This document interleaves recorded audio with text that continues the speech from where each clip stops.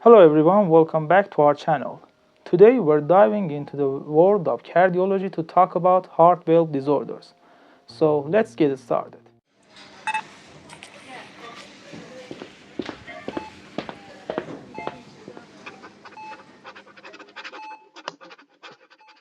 Hey guys, did you know that our heart has valves that act like doors ensuring blood flows in one direction? Well, sometimes these valves don't work as they should, and that's what we call heart valve disorders. Imagine the valves not closing tightly or being damaged. It's like having a door that won't shut properly. It can really messes with how the heart pumps blood, leading to changes in the heart's chambers. Initially, our body can handle it, but eventually it can cause disability and even heart failure.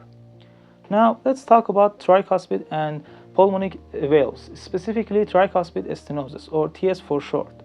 It's not as common as mitral stenosis, and it's usually related to rheumatic fever. Interestingly, it's more common in women.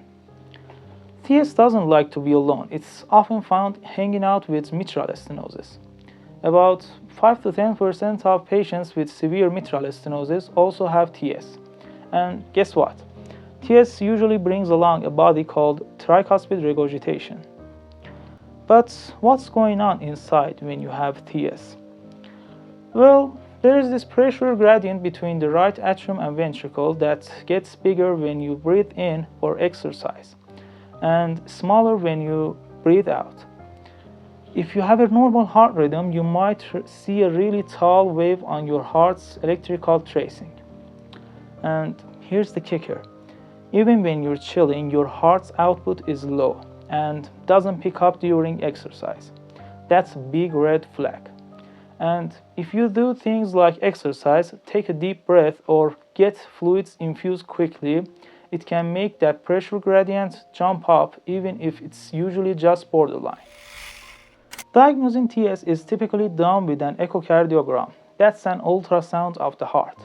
Occasionally, transesophageal echocardiography, or TEE for short, or other imaging such as cardiac magnetic resonance imaging or computed tomography is necessary. Sometimes, though, we need to take a closer look with other imaging techniques or even invasive tests, but that's pretty rare.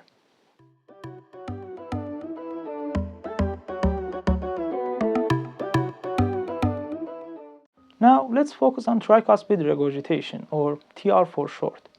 TR is a bit of a troublemaker in more than 85% of cases because it's secondary, meaning it's not the main issue but a consequence of other problems. So, what causes this secondary TR?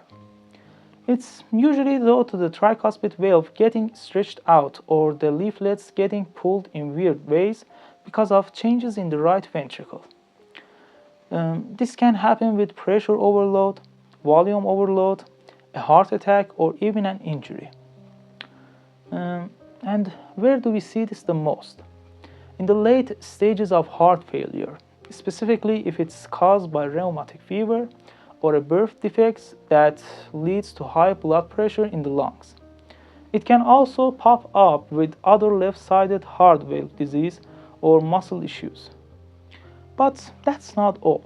TR can sneak up on you with chronic pacing of the heart from the right ventricle, or if the heart's rhythm gets out of sync. Sometimes the wires used in the heart can even poke through or get caught on the valve leaflets. And in older folks, new atrial fibrillation can bring on TR. Now, primary TR, where the tricuspid valve itself is the main problem, is less common. It can come from rheumatic fever, valve prolapse, and certain disease like carcinoid heart disease, infections, radiation, or even an injury to the valve leaflets.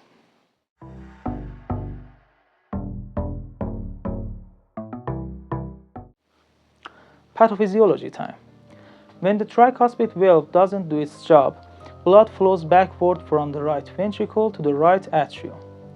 The amount of this backflow depends on the pressure in the right ventricle and how big the leak is. Now, what happens next? Well, the heart's output going forward drops and doesn't get better with exercise.